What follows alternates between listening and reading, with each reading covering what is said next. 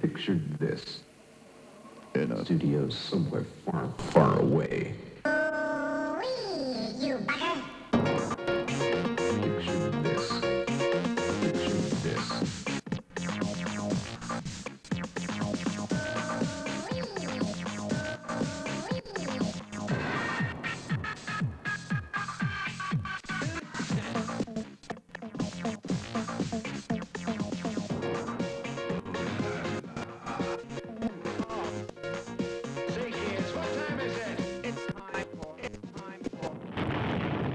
Whitehouse experience.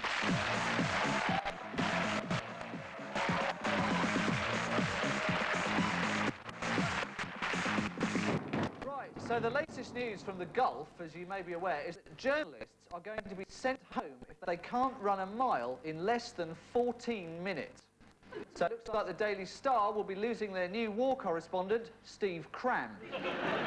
Which brings us to...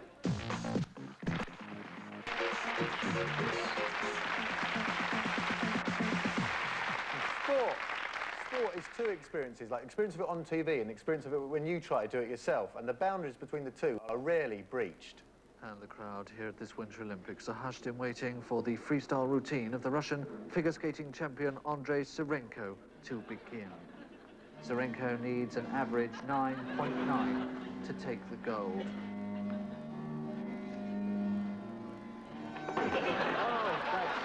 Serenko has begun by holding onto the barrier around the edge and wobbling. He's got about 3 feet round, and oh, look at that, he's fallen over. Now up he gets, no, down he goes, and he'll lose marks there for dropping his slush puppy.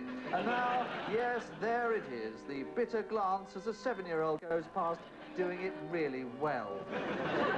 Other sports, conversely, appear much more complex than they actually are. Sumo wrestling, for example, is meant to be this really technical and ritualistic sport, but surely it's just two blokes too fat to fight properly. You know, like the fat kids used to at school. And welcome to Tokyo for the Sacred Dragon Sumo Challenge Final. The finalists are on the right, Pogo Patterson from Green Hill, and on the left, Tank from the Walker's Crisps advert. And straight away, Tank's closed in with an oi shoko. This involves shutting the eyes and flapping the arms about wildly with no idea of your opponent's whereabouts. And there's the bell for the end of dinner break. Other sports, however, have no connection at all with the real world. Walking, for example. I mean, don't professional walkers look back at the height of their careers and think, oh, I've trained really hard to look like a tosspot? I mean, a marathon walk is basically a 20-kilometre mince. After all, what is the point? Because there is no situation where you'd have to move that fast where it wouldn't be better to run. Like, unless you're walking that way that you do when there are some hard lads behind you. And you start to walk fast but think, I'd better not run because then they'll know I'm not hard. But once I get behind that corner, I'll leg it. But in fact, you're digging your own grave because by now, from the back, you're doing an impression of John Inman. The only other sporting event that involves stupid walking is the equestrian dressage. In this, the rider gets the horse to walk sideways. This he achieves by hitting it on the side of the head with a hammer. Horses have a terrible deal in sport. I mean, for a start, they are just shot at the drop of a hat. For a broken leg, that seems a bit rough. Why can't they just have, like, a splint and some plaster and, like, maybe a nice sit down for the rest of the race? It's like with horses, all veterinary decency seems to break down. Sorry to call you out, Mr. Harriet. Only Bessie here has got a stone caught in her hoof. Oh, not to worry. We'll soon have that sorted out. Oh. Anything else? Well, Dobbin's been off his food lately. No, the others all fine. Hello. Good Lord. It's the Queen. How can I help you, Mum? Here's my daughter. This kind of cruelty to horses only persists because the government refuses to legalise dogfighting. And we, at the Mary Whitehouse Experience, not only believe that dogfighting should be legalised, we think it should be televised instead of crufts. You see that programme Watch Dog that they have? That's not actually a dogfighting programme. I've watched that show for 3 years now and I haven't seen a single pregnant pit bull with his eye hanging out. Hello. In today's Watchdog, We investigate the bicycle safety helmets that just aren't that safe, and electric blankets that could turn your home into a blaze. But first, it's over live to the back of a disused warehouse in Leicester for Red Fang versus Ripping Boy Rex. Your commentator is Harry Carpenter. Good evening. There's a big purse for tonight's fight. The winner gets some extra winner lot, and the loser gets thrown into the canal. With me for the ringside commentary is Scooby-Doo. Red Fang looks very confident at the weigh-in, despite the fact that in his last fight he got his penis bitten off. The only other sport we'd like to see more of on TV is wrestling. If nothing else, this would bring giant haystacks back to our screens. A man named after that most terrifying of things, a haystack.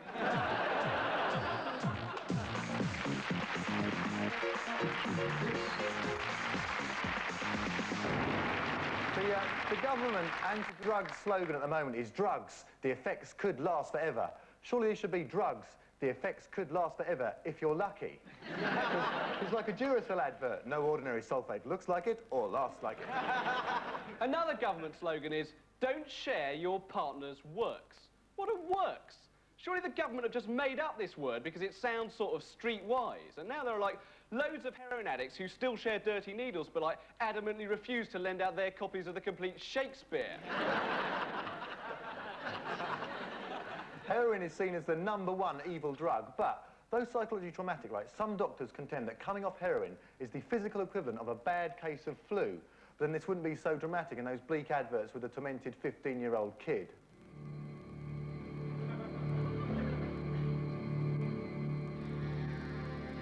Heroin. I can handle it. It's just masturbating 14 times a day that's the problem.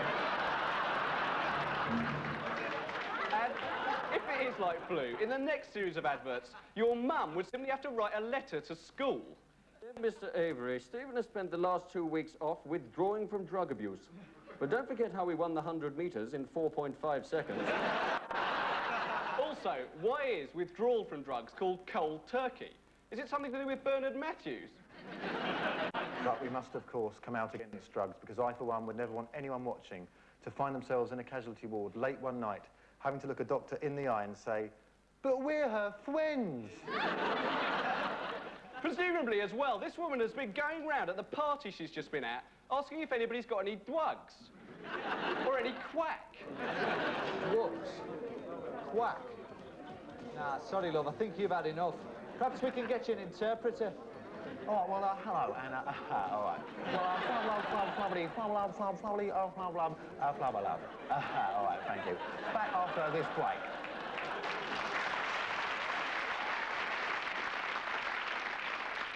Meanwhile, one has to consider how much of a friend this woman really is. Because not only does she allow her friend to overdose, she is quite willing to entrust her medically to the hitchhiker from Burt Lancaster's Foster's advert. So what she should be saying is, hold on, you don't even know what an ulcer is and you're operating on my friend.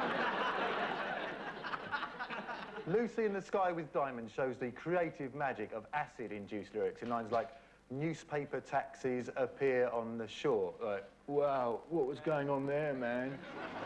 Oh, no, mate, I'm not going south of the river in this weather. No, the motor will get all smudged and turn into papier-mâché.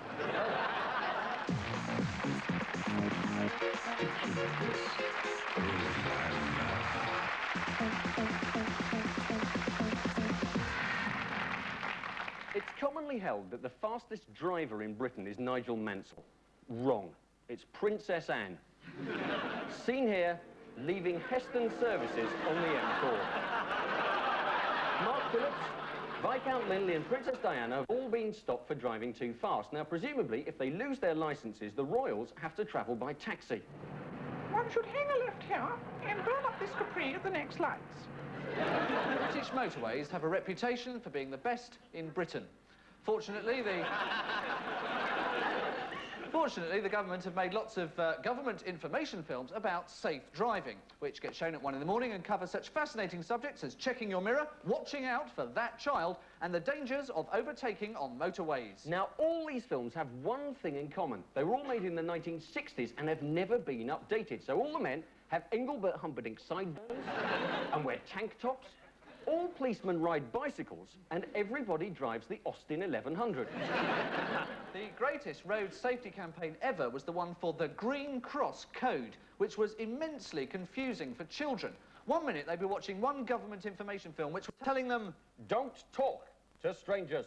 and the next minute they'd be watching another government information film in which two kids were happily chatting away to a tall, muscular man in green tights, offering to help them home from school. According to insurance companies, the most high-risk drivers are young men under 25. Rubbish. Anyone who has ever driven will know that the most dangerous drivers are pensioners. It doesn't matter where he is, a granddad always drives the same way. And here at Silverstone, Prost is still trying to overtake Senna, but as they come up to the bend, who's this blocking them in front? It's Grandad. He's refusing to get out of the way. Senna makes his move, but Grandad's changing lanes without signalling. So let's check the lap times, and in the Constructors' Championship, McLaren lead with Ferrari second and third, Austin 1100.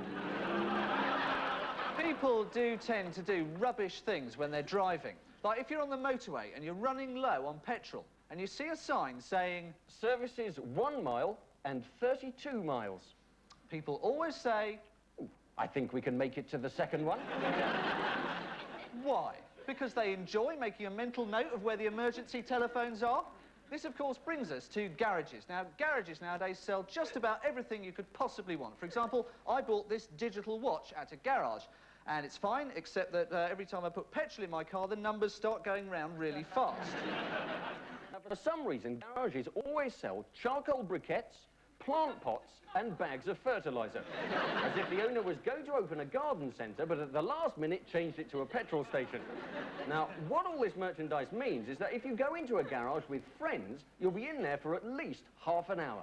Well, let's get some petrol. Oh, Hugh, can you get me a bounty? Yeah, okay. Oh, can I have a bounty? Yeah, 2 bounces. Actually, then, no, I'd rather have Maltesers. yeah? Okay, Maltesers and a bounce. If they haven't got any Maltesers, I'll have minstrels, but not M&M's. Okay. Oh, and an orange juice. Right, okay. Oh, can you see if they've got any milk? Yep. Hugh, Yes? can I have a bag of fertiliser and some charcoal briquettes? Most people will also put off getting their car fixed until the original insignificant rattle has become a major mechanical breakdown.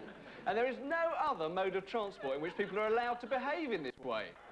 This is Captain Harmsworth speaking. I'd just like to remind all passengers to not panic about the clouds of black smoke which are pouring out of the port engine. It's been doing that for weeks, hasn't it? Yes, it has, yes. Fixed, really, yes. I mean, we've had this plane, what, 3 years now? 3 years We've now, had I think. terrible trouble with it, terrible. It won't start in the mornings. We've had 2 new gearboxes New there. starter motor, this one from an Austin 1100. Oh shit, look, we're gonna blow up. No, that temperature gauge is terrible. Just give it a thump. There you are. Oh, we are running low on fuel. We can refuel at Athens or Jakarta. Oh, I think we can make it to Jakarta.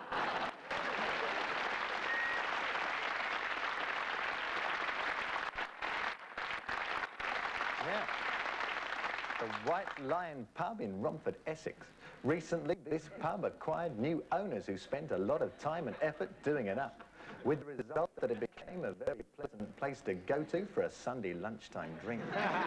All of which makes what happened last Sunday night even more sad. I was barred.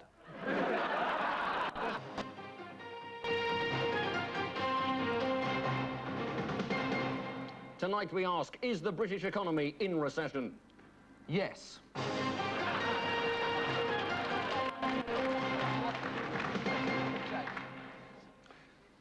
Thank you. Tonight we ask, is the British economy in recession? Will recession lead to depression? Does stagnation produce inflation? Will depressive recession produce stagflation? Will inflationary recessive depression induce a reflationary situation? And how did Norman Lamont manage to nick Dennis Healy's eyebrows? Why are interest rates so high? Some people blame the EMS. You're unbelievable. No, EMS. Opinions differ on the likely long-term effects of the recession. Asked whether it was caused lasting damage to the food industry, spokesman for Bird's Eye and General Foods said no, while the man from Del Monte, he say, yesterday's figures suggest that volume sales of fruit juice concentrate are holding up well against seasonal forecasts. However, at the moment, indications are that we are seeing a rerun of the situation in 1981. This will mean that we are likely to see a steep rise in jobless figures, and worst of all, we will see Duran Duran wearing those rather horrid frilly shirts. In the housing market, however, the effects of ever-worsening recession are already obvious. While lack of available cash has also affected this year's sales. Normally, shoppers queue outside department stores in order to secure bargains. This year, however, the managers of department stores are queuing outside number 18 Haverstock Terrace in Pinner on the rumour that Mr. and Mrs. Jenkins have a couple of quid they're thinking of spending. But how can the householder combat inflation? Well, in his last budget, John Major acknowledged the problem by announcing a new savings plan, Tessa, or the economy's severely shite, actually.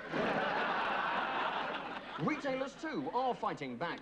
Most affected by the downturn in consumer spending are those stores that have a sale on all year round anyway. In an attempt to gain custom, one such chain has already adopted a radically new and different approach. Yes, it's full price week at Allied Carpets.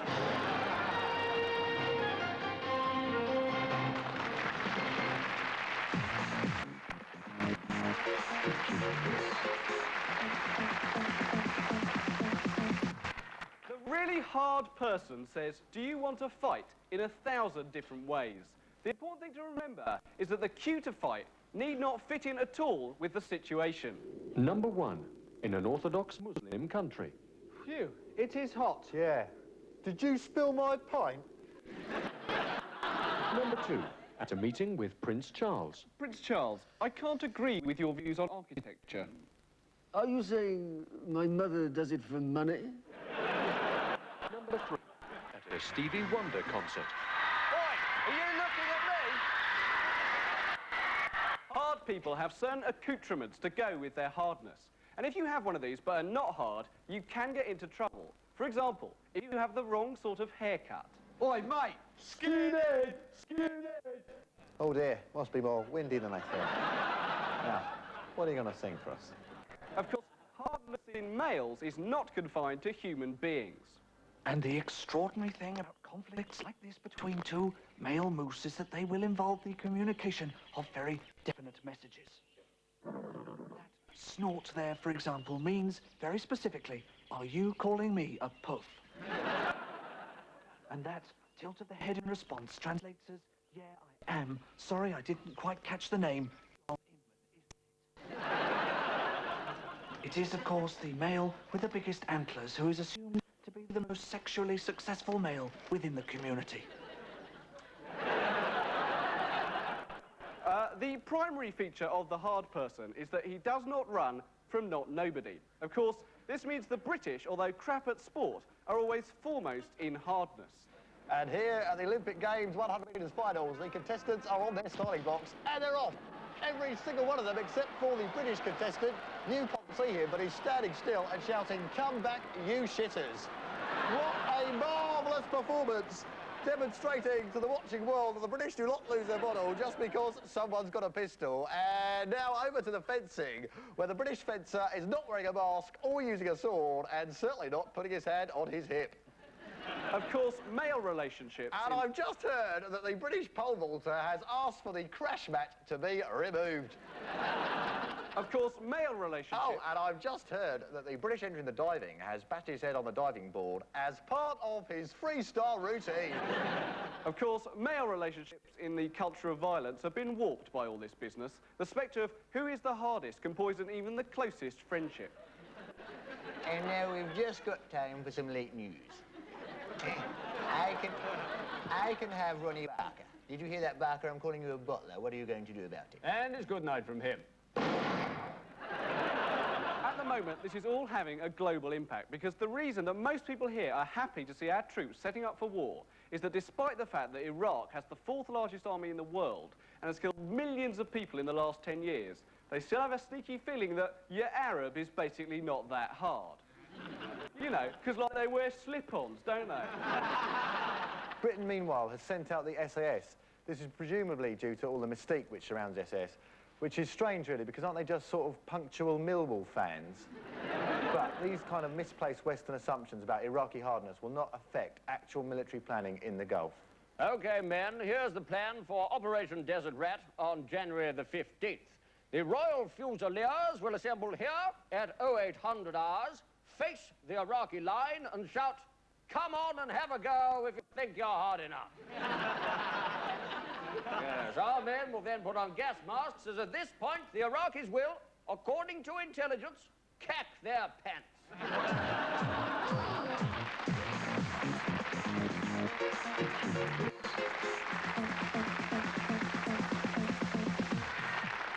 The future of the nuclear family is said to be in grave danger, and they really ought to try and move away from Sellafield.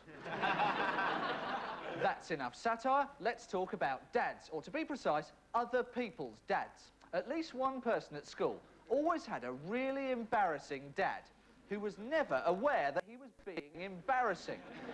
When you went round to their house to watch Top of the Pops, he'd come in and say, "Hey, what's this? It's got a good beat."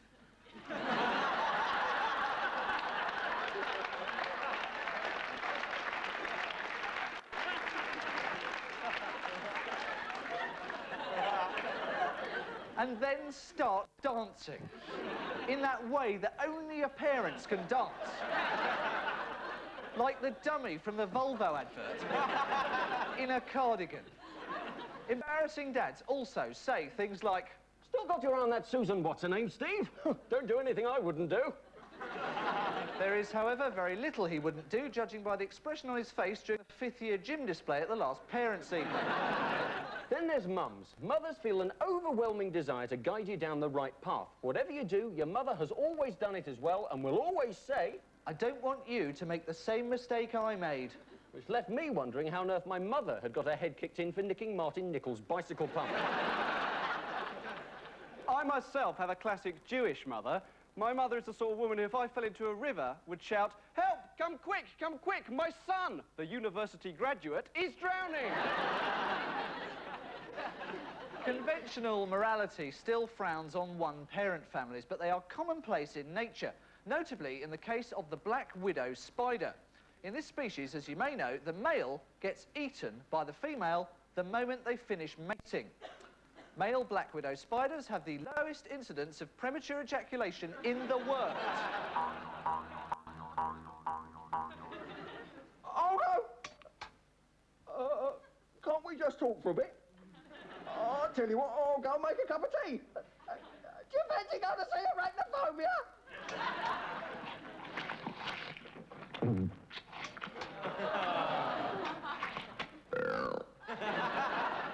Most of the TV role models for family life are curiously coy. The Waltons, for example.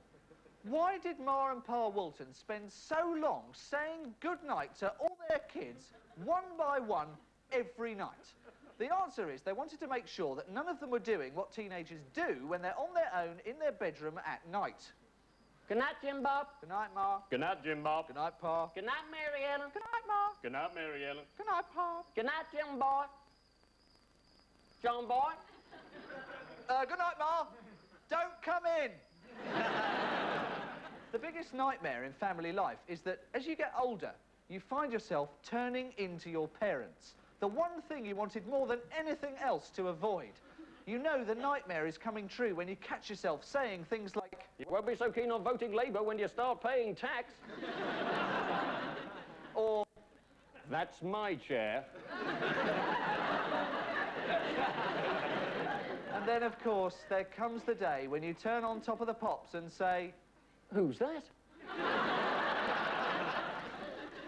Or even worse, "Hey, what's this? It's got a good beat."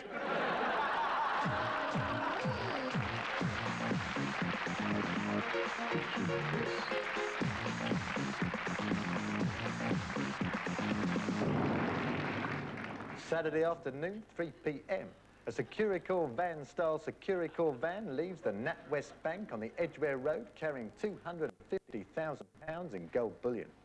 It then turns left into a narrow side street away from the traffic as it does every week. So I need a driver, 2 men to take up the guards, and it should be an easy job.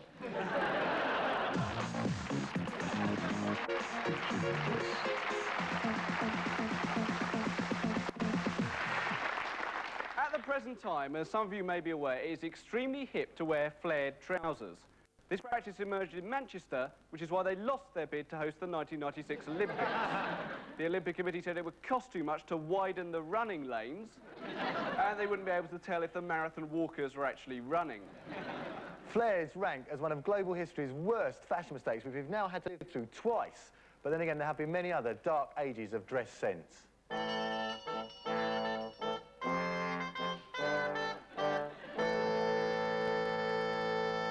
Master shopkeeper, give me without more ado some crisscross garters, a goodly pair of thigh-high leather boots, and a velveteen cape, if you please. Sorry, mate, you want Miss Selfridge. Round the corner and down Pudding Lane. Right you are. One of the most embarrassing garments to buy at this time would have had to have been the codpiece. The trauma of buying one must have been similar to buying your first bra or condom.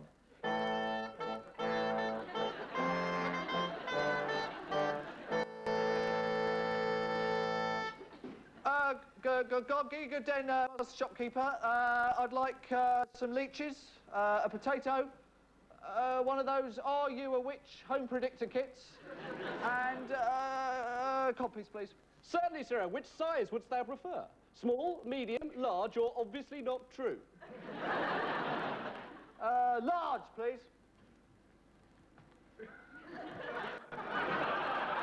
It looketh somewhat roomy. No, it's fine. It's fine. Hast thou bought it to dance a madrigal with the Countess Olivier by Chiswick Water? No, I'm going to release a single called Word Up. Elizabethan fashion was a reaction against the austere styles of the Middle Ages, where design was a bit medieval. Well, Mad Meg of Blackwater is wearing a torn sack covered in manure and flaky bits from her scabies. Her footwear is very cleverly designed, so you can't tell which is her rotting foot and which is her rotting shoe.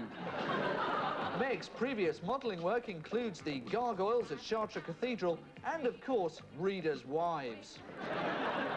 Possibly the greatest period for male fashion was the Roman era, where men got to wear pleated miniskirts and still pull Italian women. Men also sported cloaks, and over the top of the head, they had a big brush, which would suggest that Mark Antony spoke something like this. Boom, boom!